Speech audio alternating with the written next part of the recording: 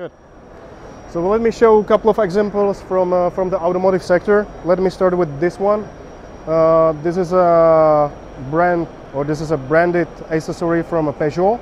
So this one is dedicated for the new model 308, and it's actually holder for your cell phone or for the cups, which is placed in a central console next to your right leg if you're in the driving position. So this is like a branded Peugeot accessory, the original one you can purchase from the store. One more interesting application. This is a very small part, but from my perspective it's very interesting because this is a flexible ceiling which is placed between the roof and the rear door. Originally this part was meant to be a, let's say, temporary solution, because there was a design change in the car in the very last moment. So the injection molding wasn't ready, or the mold wasn't ready. So they switched to additive manufacturing, and from this temporary solution, it's actually a permanent one from now on. So they were able to produce 60,000 pieces in 5 weeks, if I'm not wrong, and the customer is General Motors in the United States. We have one more. This is an alignment tool from a Volkswagen plant in Spain. So this tool is actually meant to be an alignment between the logo, the Volkswagen logo, which is placed in the rear door assembly. All right, so the operator is taking the logo, he's putting the logo over here, and then it's all assembled into the rear door and screwed from the inner side. So this is assembled tool from the Volkswagen plant. Last but not least, I want to show you those 4 parts over here.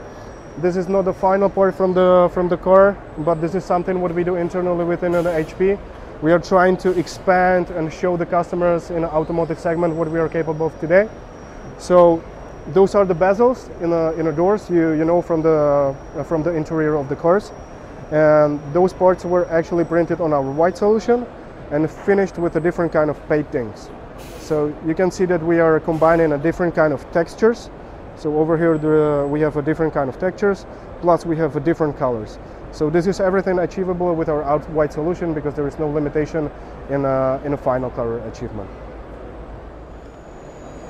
Ready to go? This is just a sample of the protective helmet, and then we have a football.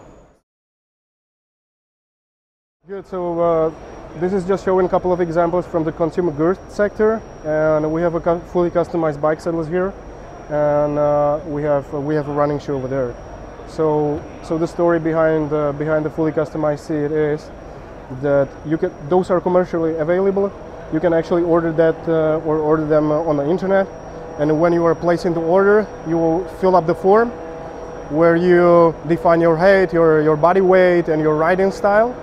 And this is the phase number 1. And in a second phase, you receive like a box with special foam where you have to sit, and then you have to send it back to the manufacturer of these bike saddles.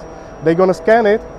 They put all of the information together, and the algorithm is automatically designed the lattice and its shape to actually be fully customized and the most comfortable for you and for your riding style. You can see that this is flexible structure. So this is a TPU. It's mounted on a carbon frame, and the finishing is vapor polishing. All right. Talking about the running shoes, this is kind of a very similar approach. So you can see that this is a very unique kind of a lattice. This is how we call it. It's called lattice, and based on its design, based on its density, and also the dimensions and diameters of the beams, you adjust the mechanical properties of the final parts. So this is not commercial sample, but we have a very nice collaboration with Brooks. This is the company who is producing, let's say, high-end running shoes. So if you check on the internet, the Brooks shoes are available with the HP 3D printed midsole, and the performance of those shoes is very, very good.